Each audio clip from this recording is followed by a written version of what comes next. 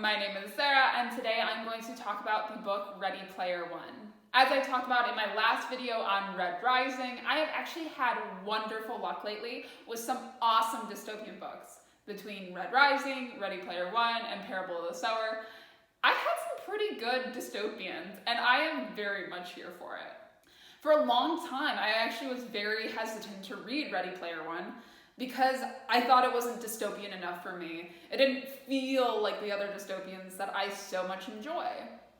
And besides that, I thought that the whole gamer aspect of it was going to be off-putting to me somehow, and I was 100% wrong. At my brother's urgings, I read the book, and wow, was I impressed. I gave the book 4 stars on Goodreads, and it earned every single one of them. So into the book itself. The book follows a character named Wade Watts, who lives in this near dystopian future where overpopulation and an energy crisis has caused it to be so that a lot of people can no longer afford to drive, so they all have to move into the cities, thus causing overpopulation in the cities and all the trickle-down problems from there.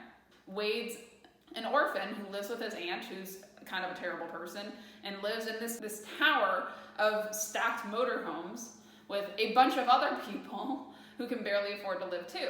But the one solace that everyone has is their access to the Oasis, which is essentially like a giant video game that then took on a whole new life of its own.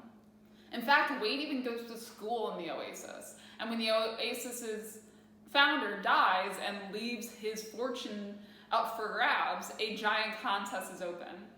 The book starts a couple years into the contest where no progress has been made.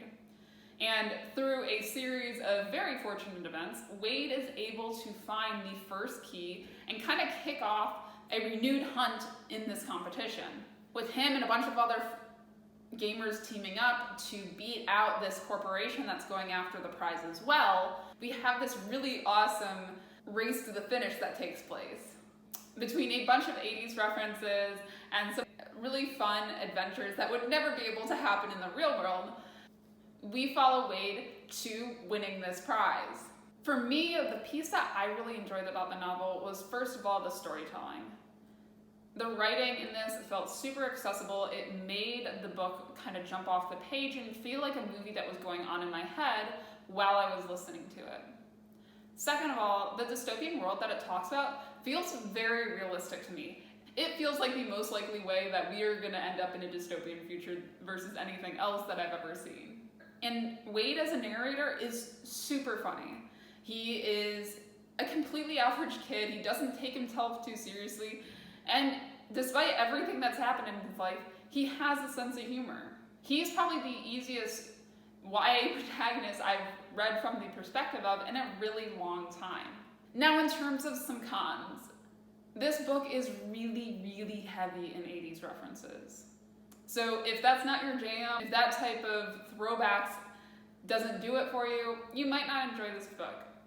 It personally didn't affect me very much, but I could totally see how for other people it might ruin the reading experience. A secondary con is that while they introduce this really cool dystopian world, I feel like they don't take full advantage of the world that they've created. They spend a lot of time in the video game, which in some ways is really good and kind of realistic because that's where the hunt for this prize is, and that's what essentially everybody who's not super rich in this world is kind of forced to do. They're forced to live their lives through a simulation. But I still think the way the novel ends up wrapping things up a little bit too neatly for the video game world without really taking into account what's happening in the outside world. So those are my really quick thoughts on Ready Player One. If you've read the book, please let me know down in the comments. I'd love to hear your thoughts. For everyone else, I hope you found this video enjoyable or maybe insightful. Thank you so much for watching. I hope you enjoyed the video.